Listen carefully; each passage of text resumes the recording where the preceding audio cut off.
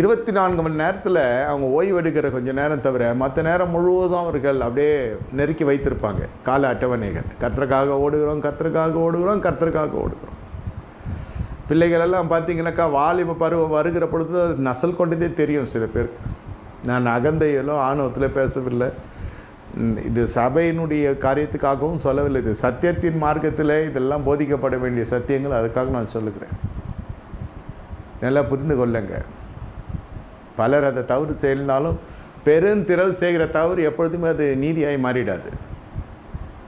ஆமாம், என் பையன் இந்த மாதிரி தான் இருந்தால் என்ன பண்ணுறது, கல்யாணம் பண்ணிச்சிட்டேன், என் பொண்ணு இந்த மாதிரி இருந்து கல்யாணம் பண்ணிச்சிட்டேன். இன்னும் சில நாடுகள்லாம் சொல்லுவாங்க, நல்ல வேளை என் பையன் ஓரின சேர்க்கையில் போகல, இன்னொருத்தன் போயிருக்கான், இவன் நல்ல வேளை ஒரு பெண்ணை விரும்பினான், ஆணை விரும்புகிறான்னு நிறைய பேர் இருக்கான் எங்கள் நாட்டில். இந்த மாதிரி சாட்சிகளாக இருக்கும். மேலே போக போக நாட்கள் கடக்க கடக்க வாழ்க்கை மிகவும் வித்தியாசமாக போய் கொண்டிருக்கிறது.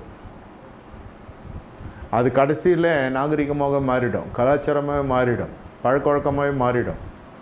அது எல்லோரும் செய்கிற பொழுது அது அப்படியே மிகப்பெரிய ஒரு வரவேற்பும் இருக்கும். அதிலிருந்து விலகி வாழ்கிறவன் தான் ஊழியக்காரன்.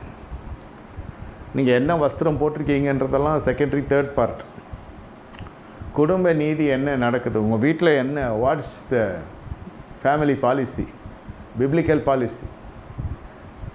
குடும்ப ஜபத்திலேருந்து சொல்கிறேன்.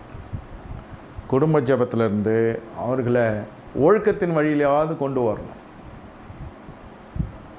ஒழுக்கத்தின் வழியிலாவது கொண்டு வரணும். அதே சமயத்தில் ஊழியக்காரர்கள் அந்த இடத்துல சாட்சிகளாக நிற்கணும். இல்லைன்னா இவங்க அப்பா செய்கிற ஊழியத்தெல்லாம் பிள்ளைங்க அத்தூழியம் மாற்றி விட்டு போயிடுவாங்க.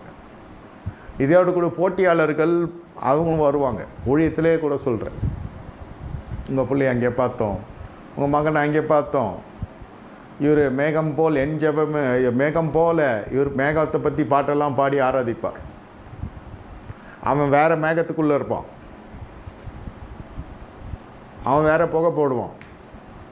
இதெல்லாம் பார்வைக்கு பரிகாசத்தின் சின்னமாகவே அந்த ஊழியக்காரனை சோர்வடைய செய்திடும். இது ஜபத்தினாலே மட்டும் இல்லை, எல்லாருக்கும் ஆசை. ஒரு நல்ல காரியத்தின் மீது, ஒரு நல்ல பொருள் மீது, ஒரு நல்ல கட்டிடத்தின் மீது, நல்ல நிலத்தின் மீது, செழிப்பின் மீது, சுகத்தின் மீது எல்லாருக்கும் ஆசை. அது தவறுன்னு சொல்ல, அதுக்கு பிரயாசம் இல்லைன்றது தான் காரியம். எல்லாருக்கும் ஒரு நல்ல ஒரு இருப்பிடம் என்றால் எல்லாருக்கும் பிடிக்கும், நல்ல வாகனம் எல்லாருக்கும் பிடிக்கும். ஆனால் அதுக்கு பிரயாசம், அதுதான் காரியம்.